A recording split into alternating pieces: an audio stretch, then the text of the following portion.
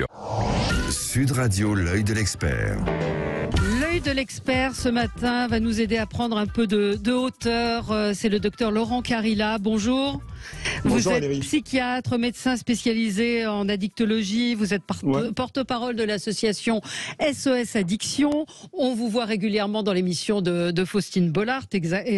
Ça commence aujourd'hui sur France 2. Vous avez un podcast également, Addiction, avec un K, parce que vous êtes un peu punk sur les bords. Je suis un peu métal. Voilà. On n'a qu'une vie. Conseils pour souffler, déculpabiliser et reprendre du plaisir. Alors ce livre, vous l'avez écrit après le Covid, pendant le Covid. Et puis là, on a une deuxième crise qui nous tombe sur le dos avec des gens extrêmement angoissés.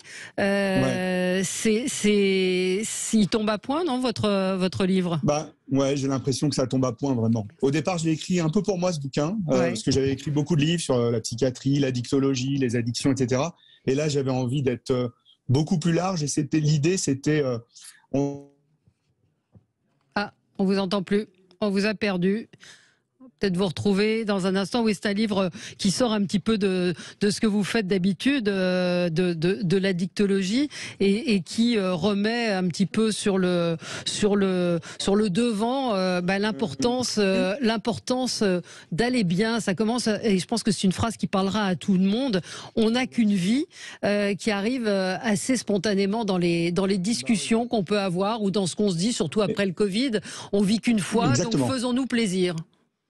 Exactement, et là je crois que d'autant plus, là, il y a eu cette épidémie, il y a aussi plein de problèmes, chacun a ses problèmes personnels, il y a cette guerre là qui est tragique en ce moment, donc vraiment, il faut profiter des secondes, des minutes, c'est jour après jour. Oui, mais comment on profite des minutes? Je vois, moi, autour de moi, des gens qui sont extrêmement angoissés. Alors, on a tourné la page la page du Covid, et des gens qui ont très, très peur avec cette guerre et qui sont dans un état d'angoisse absolue. Donc, et ça a été le cas avec le Covid, hein, vous faites le bilan de ce Covid. Vous faites un parallèle sur ces deux épisodes? L'impact, je pense qu'on a un souci.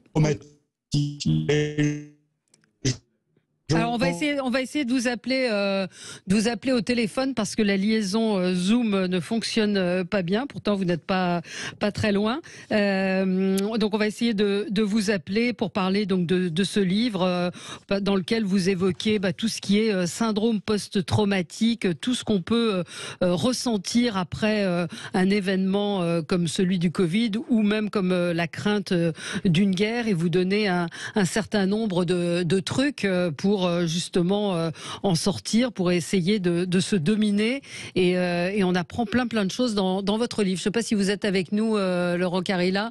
On va vous retrouver dans un tout petit instant. Et c'est vrai que moi j'ai interrogé plusieurs médecins qui me disaient qu'ils avaient, ou un kiné par exemple, qui me disait que beaucoup de ces patients sont dans un état d'angoisse assez profond avec ce qui se passe, et avec la difficulté de se dominer, la difficulté d'arriver à prendre le dessus sur ces angoisses. Et c'est vrai que dans ce livre, on n'a qu'une vie, conseils pour souffler, déculpabiliser et reprendre du plaisir.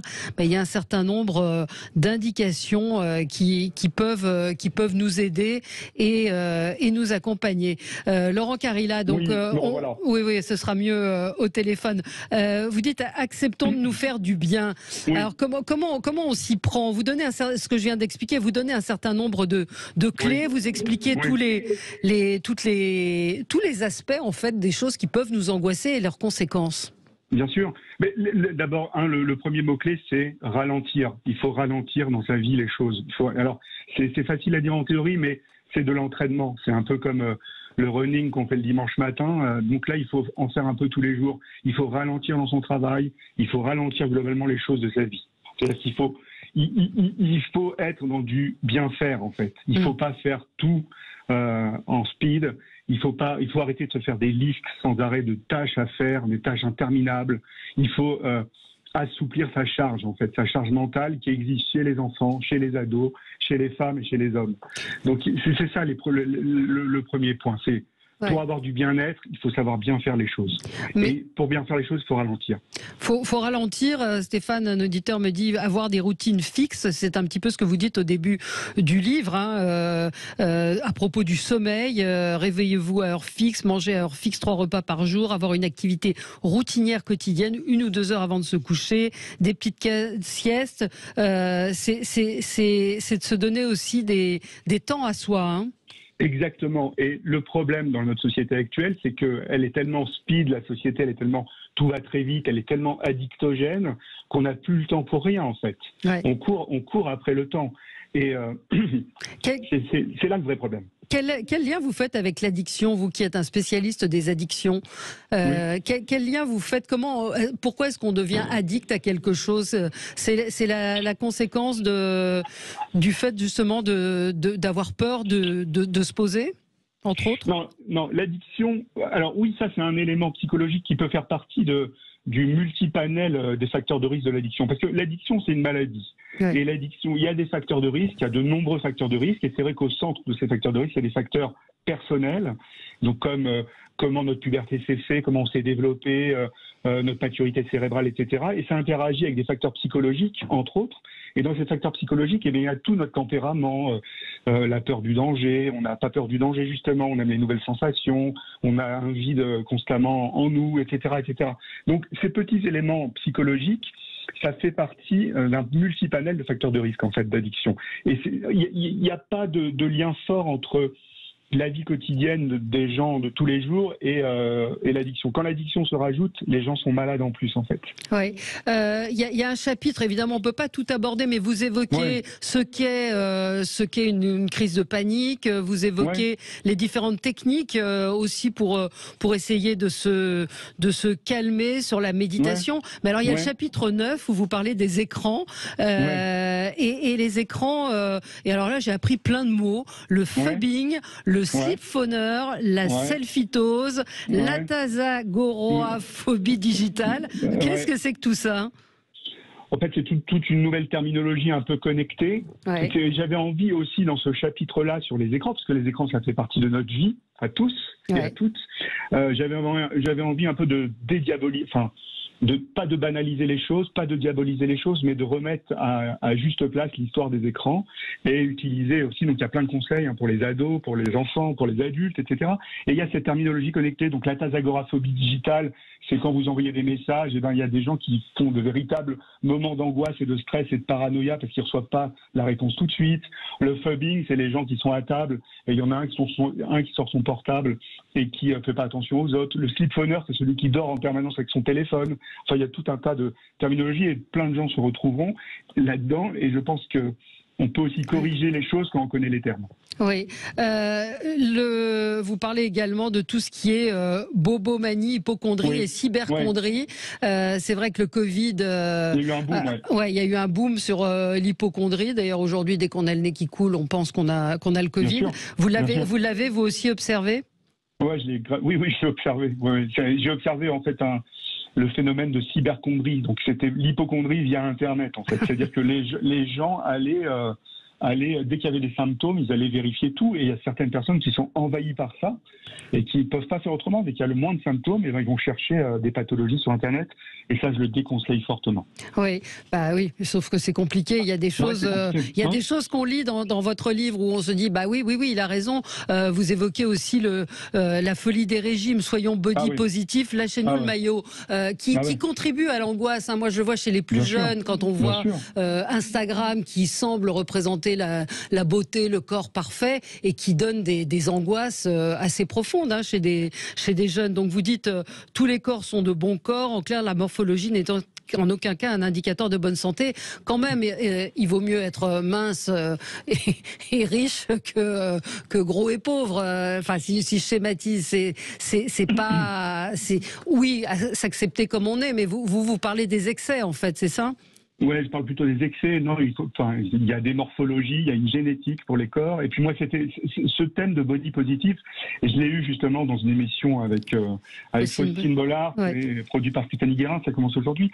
Et j'ai été touché en fait par le phénomène, c'est-à-dire que c'est un vrai phénomène en fait. On peut être avoir un poids différent, une morphologie différente et vivre bien les choses. Mais le reste, faire attention à sa santé, bien sûr qu'on peut faire attention à sa santé, mais toute cette folie des régimes, c'est insupportable, c'est délirant même. Oui. Donc vous dites qu'il faut prendre le temps, méditer, l'auto-hypnose. Il y a pas mal de choses qui sont assez faciles à mettre en place. Bien sûr. Il faut aussi se méfier pour le coup des charlatans et des vendeurs de bonheur qui sont légion. Moi, c'est un de mes combats, c'est-à-dire cette non-réglementation des psychothérapeutes et autres. Donc là, vous donnez vous des clés où vous dites on a tout en nous, on a toutes les ressources possibles pour changer et pour améliorer notre quotidien. Bien sûr, et vous n'êtes pas obligé d'aller voir un spécialiste de la question pour apprendre à faire de la cohérence cardiaque, de la respiration cardiaque ou de faire un peu de méditation. Où il y a de très bonnes applications. Vous pouvez avoir aussi des conseils via votre médecin traitant qui peuvent vous orienter vers justement une personne qui connaîtra, qui vous donnera certaines clés. Mais ça, on peut le faire tous les jours, ça prend pas de temps. Moi, je m'y suis mis depuis un certain temps maintenant, la méditation. C'est quelques minutes par jour et c'est vraiment cool, ça fait du bien, quoi. Ça fait du bien, ça nous oblige à nous poser. Quel constat vous avez fait, vous, du Covid, de l'après-Covid? Est-ce qu'il y a eu beaucoup de dégâts, justement, en termes de psychiatrie? Oui, en termes psychiatriques et addictologiques, oui. Il y a, en gros, moi, ce que j'ai constaté, en termes addictologiques, plus de 20% de nouvelles demandes de consultation, avec des décompensations de patients, de patientes qui n'arrivaient plus du tout à gérer leur consommation pendant les confinements, déconfinements, reconfinements, etc. Et sur le plan psychiatrique, pareil, on est de l'ordre du plus 20% de troubles psy, type dépressif, type troubles anxieux, type troubles du sommeil, etc. Et il y a une autre question qui est importante aussi chez les ados. Il y a eu un boom de la consultation de la pornographie pendant les confinements, quand même. Donc, c'est pas anodin, quand même. Et donc, avec des consultations pour vous de jeunes qui sont devenus addicts à ces sites?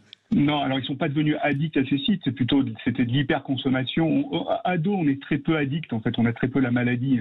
On la développe un peu plus tard quand on doit la développer. Mais avec des conseils de re-régulation des choses, quoi, notamment de ce que ces jeunes font derrière les écrans, parce que pour le coup, la question des écrans chez les ados, c'est une vraie question parce que c'est un outil social à part entière pour eux, à la différence des adultes. On rappelle que le sport ne peut pas faire de mal et au contraire fait du bien. Et vous expliquez que faire du sport, c'est pas forcément faire un marathon. Une activité, c'est de se bouger, quoi. C'est de faire du jardinage. C'est des choses assez simples. Marcher, augmenter un peu sa fréquence cardiaque au bout de 30 minutes, ça suffit. Donc ce sont alors il y a tout dans le chapitre bobomanie, hypocondrie. Il vous a plu celui-là? Oui, il m'a plu. Le top des maladies de l'hypocondrie, le cancer, la fracture du myocarde, l'ulcère gastrique, l'accident vasculaire cérébral. Enfin bon, beaucoup de choses. Je suis hypocondriaque. Enfin, il y en a plein. Oui, il y a plein de choses. En tout cas, c'est un livre utile, pratique, qui permet de reconnaître ses émotions, aussi les émotions négatives, comment les chasser, comment apprendre à vivre, et puis surtout souffler. C'est le sous-titre de votre livre, souffler, déculpabiliser et se faire plaisir, reprendre du plaisir. Vous avez changé quoi, vous, dans votre vie depuis le Covid? Ce livre, tout ce que j'ai écrit dedans, j'ai un peu appliqué, j'ai essayé de l'appliquer à moi-même, en fait. Bon. Voilà. Écoutez, on voit que vous êtes en forme. Psychiatre, addictologue, enseignant, chercheur, fan de métal, journaliste, blogueur. Et puis, donc, on vous retrouve chez Faustine Bollard. Ça commence aujourd'hui. Donc, on n'a qu'une vue, qu'une vie et qu'une vue aussi. Et c'est paru chez Fayard. Merci à vous. Merci d'avoir été avec nous ce matin, professeur Laurent Carilla. Merci d'avoir été avec nous. À tout de suite pour commenter l'actualité.